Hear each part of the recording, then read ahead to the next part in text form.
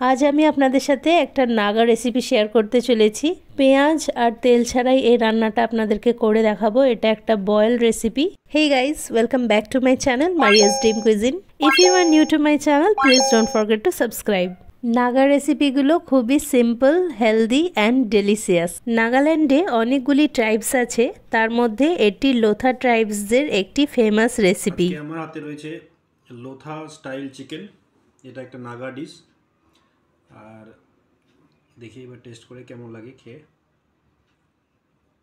বিসমিল্লাহির রহমানির রহিম।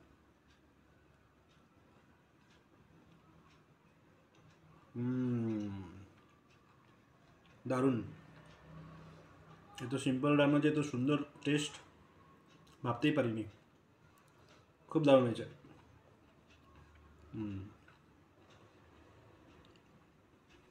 তো প্রথমে এখানে আমি চিকেনটাকে খুব ভালো করে জল দিয়ে ধুয়ে নিয়েছি কয়েকবার। আর এখানে চিকেনের পরিমাণটা 800 গ্রামের মতো আছে। তো প্রথমে দিয়ে দিচ্ছি স্বাদ মতো লবণ।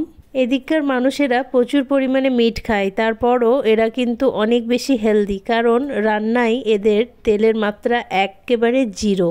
ওকে, তো এখানে আমি অল্প একটু আদা রসুন নিয়েছি আর মাডেলে এখন এটাকে একটা রাফলি পেস্ট বানিয়ে নিচ্ছি। এখানে আমি 2 রকম রেড চিলি পাউডার নিয়েছি যাতে আপনাদের বুঝতে সুবিধা হয়। এটা হলো local red chilli powder. Actually this one is coarsely grinded, not fine grinded. আর এটা হলো একেবারে finely grinded red chilli powder. তো এখানে আমি কোর্সলি গ্রাইন্ডেড রেড চিলি পাউডারটা দিয়ে দিচ্ছি। ছোট চা চামচের 1.5 চা চামচ মতো লঙ্কা গুঁড়ো দিয়ে দিচ্ছি এখানে। তারপর এখানে দিয়ে দিচ্ছি কোর্সলি গ্রাইন্ডেড জিঞ্জার গার্লিক পেস্ট। এই 1.5 চা চামচের মতোই দিয়ে দিচ্ছি এটাও। তারপর এবার গ্যাসের ফ্লেমটা অন করে দিচ্ছি। এখন আদা রসুনের পেস্টটা চিকেনের সাথে ভালোভাবে মেশাবো।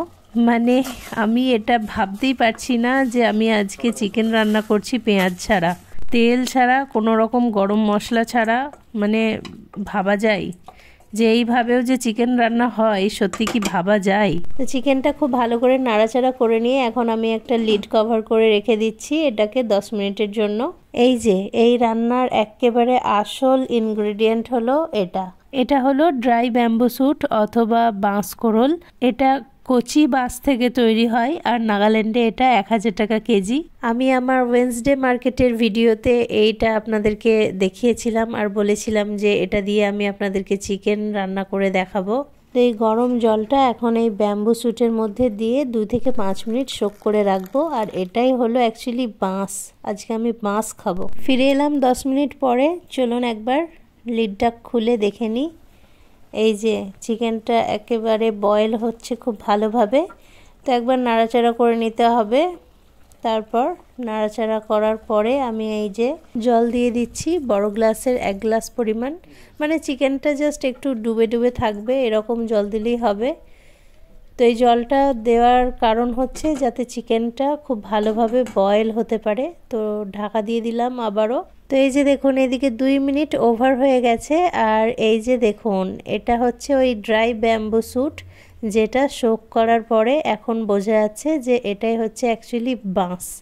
তো এটা এখন আমি হাতে নিয়ে খুব ভালোভাবে চিপে জলটা ফেলে দেব। খুব ভালোভাবে নিংড়ে নিচ্ছি যেন একদম জলটা না থাকে। এই যে খুব ভালোভাবে চিপে নিয়েছি। তো এই যে ঢাকা খুলে চিকেনটা যে বয়েল হচ্ছে, এখন আমি উপর থেকে এই বাঁশগুলোকে দিয়ে দিচ্ছি। তো এখন আমি এই বাঁশকোরল আর চিকেনটা খুব ভালো করে নাড়াচাড়া করে মিক্স করে নিচ্ছি। যে জলটা দিয়েছিলাম এটা পুরোটাই কিন্তু বয়েল করে জলটা শুকিয়ে নিতে হবে। এটা একদমই জল জল হয়ে থাকবে না। এই যে একটু জল আছে, এটাও আমি নাড়াচাড়া করে করে শুকিয়ে নেব। তো এই যে দেখুন নেড়ে নেড়ে আমি জলটা শুকিয়ে নিয়েছি। এখন রান্নাটা কমপ্লিট হলো। এখন গ্যাসের ফ্লেমটা বন্ধ করে সার্ভ করে আপনাদের দেখাবো। তো একটা বোলের মধ্যে আমি এখন এই চিকেনটা সার্ভ করে নিচ্ছি। ওই চিকেনটা এরকমই একটু ড্রাই ড্রাই হবে, খেতে ঝাল ঝাল হবে, বেশ ভালো লাগবে খেতে।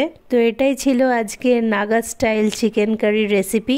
আপনাদের কাছে ভিডিওটা কেমন লেগেছে প্লিজ কমেন্ট করে জানাবেন। আর ভিডিও ভালো লেগে থাকলে একটা লাইক করতে ভুলবেন না। আর সাবস্ক্রাইব করে পাশে থাকবেন। আল্লাহ হাফিজ।